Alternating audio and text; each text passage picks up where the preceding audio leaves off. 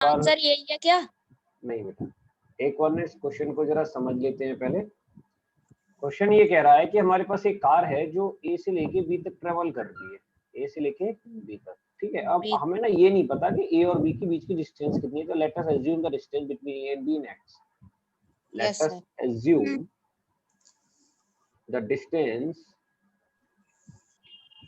Between A and B is X, ठीक है। अब ये कार ए से बी गई होगी, फिर बी से ए वापस लौट के आई। जाते टाइम पे इसने अपनी स्पीड मेंटेन रखी थी 40 किलोमीटर पर आवर, और वापस आते में इसने अपनी स्पीड को मेंटेन रखा 60 किलोमीटर पर आवर। और क्वेश्चन है what is the average speed between the during the journey, है ना।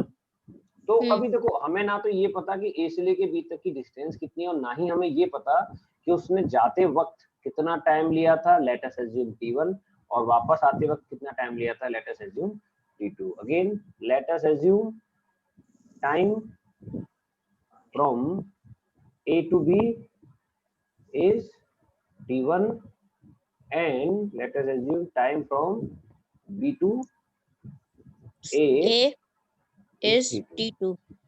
अब हमारे पास as we know that, हमारे पास फॉर्मूला क्या होता है, as we know that, तो एवरेज वेलोसिटी का फॉर्मूला क्या होता है बताइए जरा। Average speed, sorry velocity, average speed, average speed, average speed का फॉर्मूला क्या होता है, total path upon very good, total path या टोटल डिस्टेंस कह सकते हो आप इसको। तो टोटल डिस्टेंस या टोटल पाथ अपॉन में टोटल टाइम, ये तो फॉर्मूला होता है। अब अगर हम टोटल डिस्टेंस की बात करें तो हम पहले ए टू बी गए थे, देखो ऐसे करके, तो कितना डिस्टेंस चले x, फिर हम बी से लेके ए तक वापस भी तो आए थे, उसमें भी तो x चले, ओके। फिर हम ए टू बी जाने में टाइम कितना लगा t1, और आने में टाइम कितना लगा t2, ये हमारा टोटल टाइम हो गया। तो बेसिकली हमें वैल्यू मिल गई 2x अपॉन में t1 प्लस t2। अब प्रॉब्लम ये है कि ना हमें x पता, ना हमें t1 पता, ना हमें t2 पता, ये तो हमने लेट किए ना, तो आंसर उसमें थोड़ी आ सकता है। अब आप लिखेंगे as we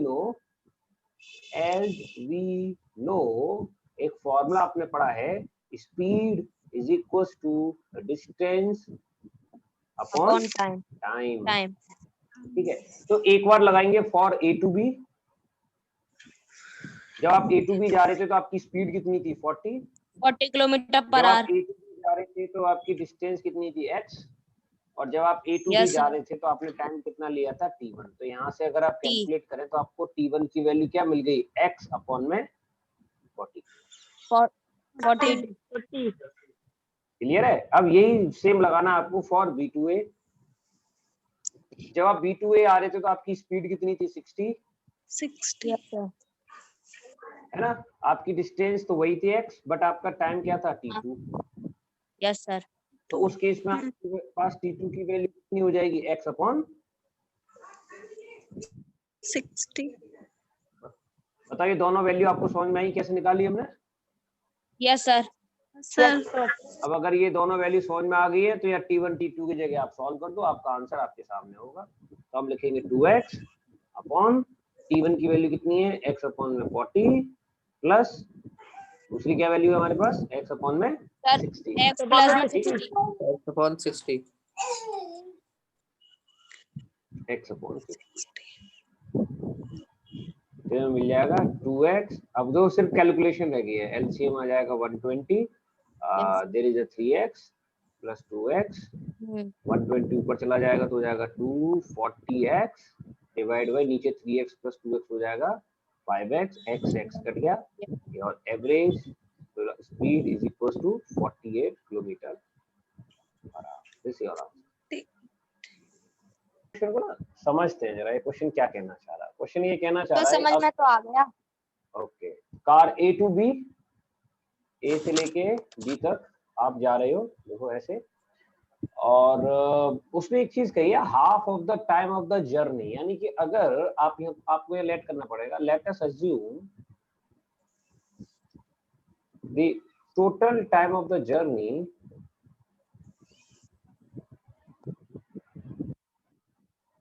is capital T, यानी कि यहां से यहां तक जाने में आपको कैपिटल टी लगा। तो क्वेश्चन के according it travel with speed 40 kilometre per hour for half of the time of the journey, यानी कि मान लीजिए टोटल टाइम जो भी था, तो ये बीच में कोई पॉइंट सी मान लेते हैं, ए से लेके सी तक पहुंचने में उसको हाफ टाइम लगा टोटल टाइम का, और वो कह रहा है rest half of the time, यानी कि बचा हुआ जो आधा टाइम है, दैट इज अगेन t/2, वो उसने अदर स्पीड से चला। तो इसमें तो वो था 40 किलोमीटर पर आवर से, और इसमें वो चला है 60 किलोमीटर पर आवर से। पहला बात क्वेश्चन समझ में आया आपको? पिछली बार से क्वेश्चन sir. किस तरह से डिफर है? ओके, सभी को क्वेश्चन समझ में आ गया? Yes, sir. सर ठीक है, अब लेट कर लो कि वो पहले वाले पार्ट में ये जो AC वाला पार्ट है, ये डिस्टेंस है x1, और ये CV वाला पार्ट है, ये डिस्टेंस है x2। ठीक है, डिस्टेंस थोड़ी दे रखी है उसने इस बार। तो आप लिखेंगे let us assume path AC is equals to x1 and Path path CV. CB is equals to x2। अब जैसे कि Yes, आपको फॉर्मूला पता है, as we know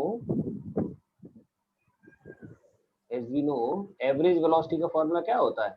average speed का, sorry, So distance upon time. Total distance कह दिए, total path कह दिए, एक ही बात है, अपॉन में टोटल टाइम।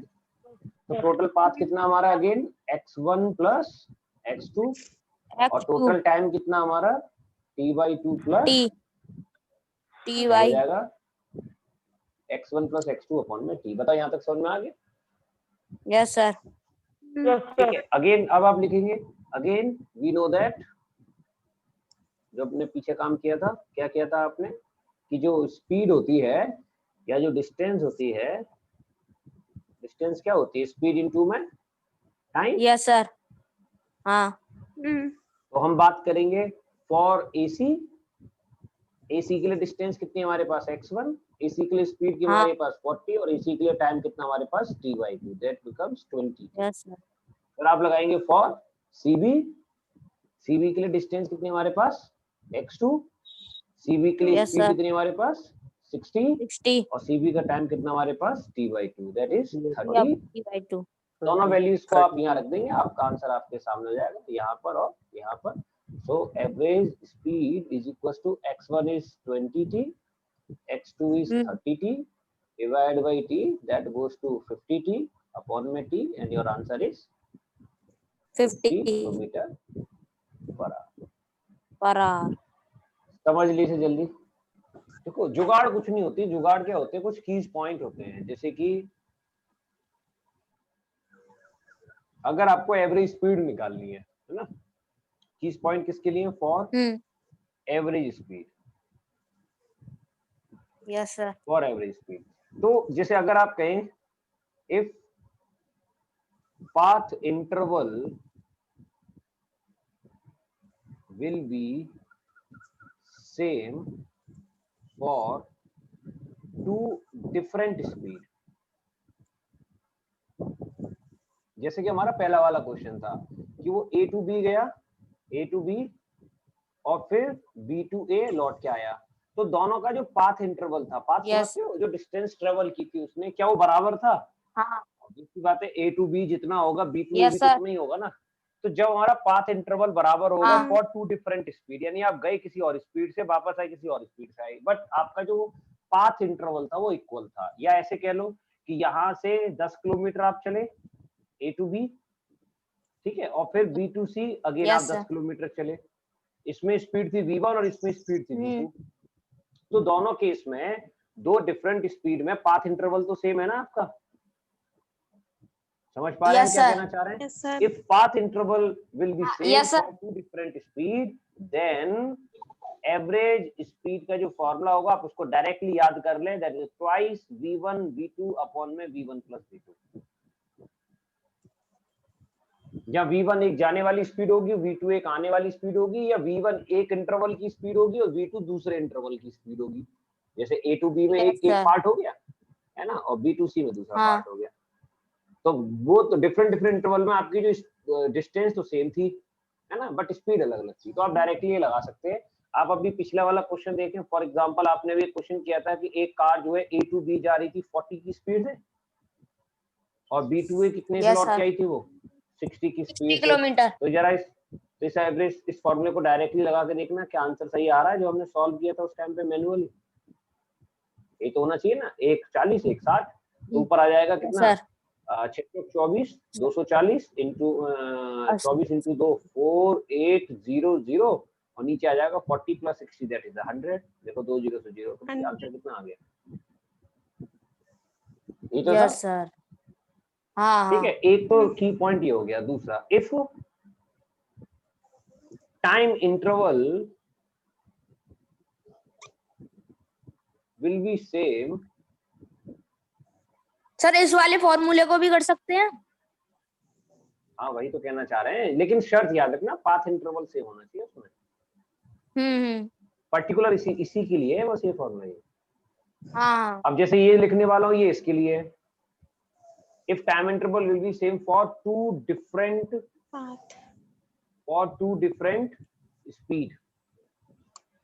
अब इसमें टाइम इंटरवल सेम है, जैसे अभी हमने क्वेश्चन किया कि एक कार A to B जा रही थी टोटल टाइम T में, हाफ ऑफ द टाइम वो चलती है 40 से, है ना, और rest of half of the time वो चल रही है 60 से। तो दोनों में टाइम इंटरवल सेम है ना, ये भी T/2 टाइम है और ये भी T/2 टाइम है। देन एवरेज स्पीड का फॉर्मूला हम क्या यूज करेंगे, वो यूज करेंगे v1 प्लस v2 अपॉन में 2। ठीक है, तो अभी आपने जो क्वेश्चन किया था उसमें देखो, हाफ ऑफ द टाइम 40 से चले गए, yes sir. Other half of the time 60 से चले गए, यस सर। कितना आ गया, 150 किलोमीटर। हाँ तो अभी जो टॉपिक शुरू करने वाले हैं, जो हमारी स्पीड का जो फोर्थ कैटेगरी थी वो क्या थी, इंस्टेंटेनियस स्पीड, है ना। तो कुछ नहीं है, बहुत सिंपल सी बात है, द वैल्यू ऑफ स्पीड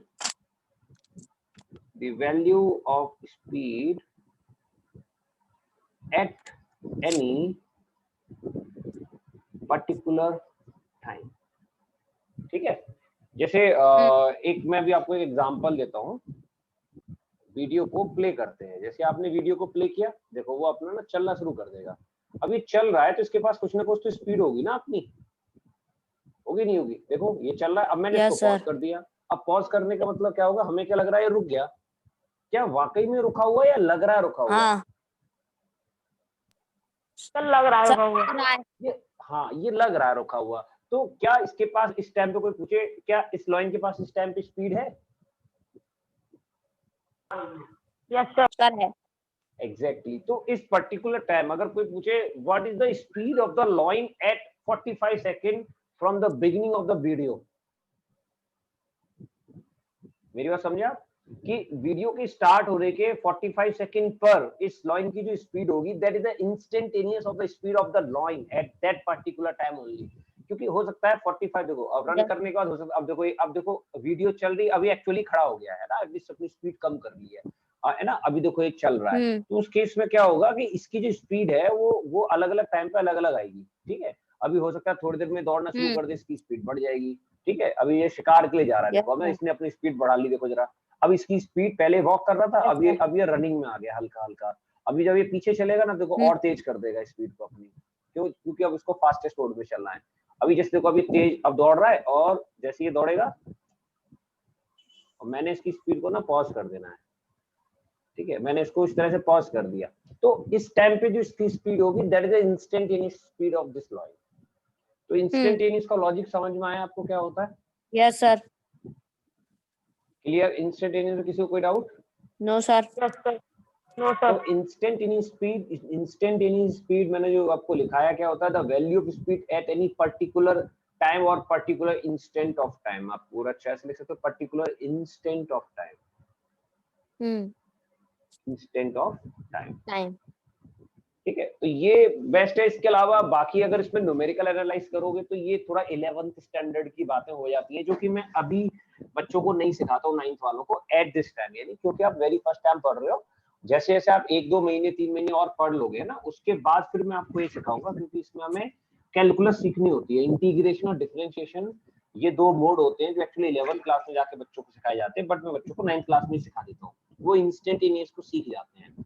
और अभी नहीं, उस टाइम, यानी कि थोड़ी पढ़ाई और कर लोगे आप, उसके बाद हम आपको सिखा देंगे, आपका ब्रेन थोड़ा सा मैच्योर हो जाएगा। बट अभी के लिए कोई पूछे कि नहीं, फिर भी अगर कोई स्पीड पूछता है मेरे से, तो मैं क्या लिखूं, तो आप लिख देना इंस्टेंटेनियस स्पीड का formula, instantaneous speed is equals to small change in distance upon small change in in time, है टाइम। ना। यानी हम इसको कह सकते हैं dx by dt। तो dx का मतलब क्या होता है? dx का मतलब होता है स्मॉल चेंज इन डिस्टेंस, और dt का मतलब क्या होता है? Small change in time. यानी आपको यहाँ ये समझना है कि d और x दो अलग अलग टर्म नहीं है, एक ही टर्म है। यानी d और x वो था single term rather than d and x। ये ऐसे नहीं है, ये गलत हो गया। dx this is the single term. क्या है ये? Single term. और dx का मतलब क्या होता है? स्मॉल चेंज इन डिस्टेंस, और dt का मतलब होता है small change in time. Instantaneous speed समझ में आ गया। अभी के लिए मैं सिर्फ बच्चों को आपको इतना ही बताऊंगा, बाकी इसके ये आपके सिलेबस में नहीं है, ठीक है, लेकिन हम इसको पढ़ाते हैं इसलिए कि आगे की पढ़ाई आसान हो जाती है बच्चे के लिए। Okay sir. बताओ, स्पीड के जो 4 पार्ट है उसमें कोई दिक्कत है आपने? No sir. ओके, तो अभी हम बात करते हैं सेम वेलोसिटी के लिए। तो क्वेश्चन उठता है what is the velocity.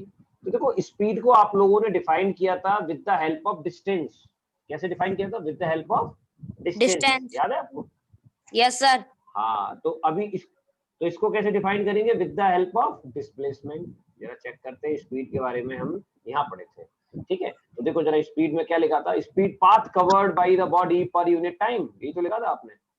Yes sir. क्या होता है? Path covered by the body with the time. देखो, path covered by the body per unit time और distance covered per unit time is known as the speed, and speed is equal to distance upon time.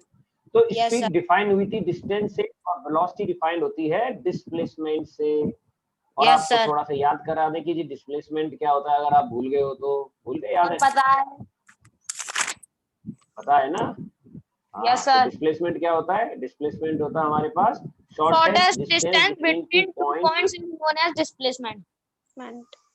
Very good. अब जो जितनी पुरानी बातें याद रखेगा उसको आगे की पढ़ाई में उतने मजे आएंगे। मैं दावे के साथ लिख के दे सकता हूँ, स्टाम्प पेपर और मॉल लगा के ले जाओ मेरे से, ठीक है। चलो शुरू करते हैं।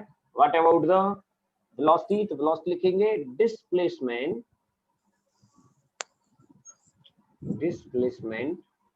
पर unit time is known as velocity. Displacement per unit time is known as velocity. तो वेलोसिटी का फॉर्मूला भी क्या हो जाएगा भैया? सिंपल सा, ये हो जाएगा डिस्प्लेसमेंट अपॉन टाइम। यानी कि अगर आपको वेलोसिटी कैलकुलेट करनी है तो आपको पहले डिस्प्लेसमेंट कैलकुलेट करना पड़ेगा ना। यही तो मतलब हो गया। यूनिट क्या हो जाएगी? यूनिट हो जाएगी मीटर पर सेकंड। ये तो यूनिट होती है मीटर पर सेकंड, ठीक है। स्केलर क्वांटिटी होती है, वेक्टर क्वांटिटी होती है स्पीड, वो वेलोसिटी। सब वेक्टर क्वांटिटी। क्योंकि डिस्प्लेसमेंट वेक्टर क्वांटिटी होता है तो वेलोसिटी भी क्या हो जाएगी? Vector quantity. Vector quantity. Vector quantity. Clear हो गया?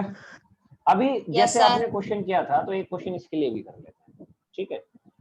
तो क्वेश्चन क्या है हमारे पास? क्वेश्चन ये, कार A to B जा रही है, B to C जा रही है, तो आपको बताना है velocity of the body in covering A to C, यानी A to C, यानी डायरेक्टली A to C नहीं गया वो, पहले A to B गया, B to C गया, है ना। और टोटल टाइम जो उसने लिया है, यस सर। टोटल टाइम कितना दे रखा है उसमें टाइम दे रखा है 5 सेकंड। तो आप क्या करेंगे? आप डिस्प्लेसमेंट को फिल करेंगे सबसे पहले। Displacement between A to C, तो वो कितना आएगा? वो ये आएगा, देखो ये यस सर। ये 3 है, ये 4 है, तो तो 7 आएगा बेटा। 5 डिस्टेंस आएगा 7। तो पाइथागोरस थ्योरम लगाओगे ना शॉर्टेस्ट पाथ के लिए, 3 स्क्वायर प्लस 4 स्क्वायर। हाँ सर, पाइथागोरस लगेगी। हाँ 5 लगेगी। तो डिस्प्लेसमेंट 5 हो गया, टाइम 5 हो गया, तो वेलोसिटी का फॉर्मूला क्या हो जाएगा? Velocity is equals to displacement upon में time, that is 1 metre per second. Second. Yes sir.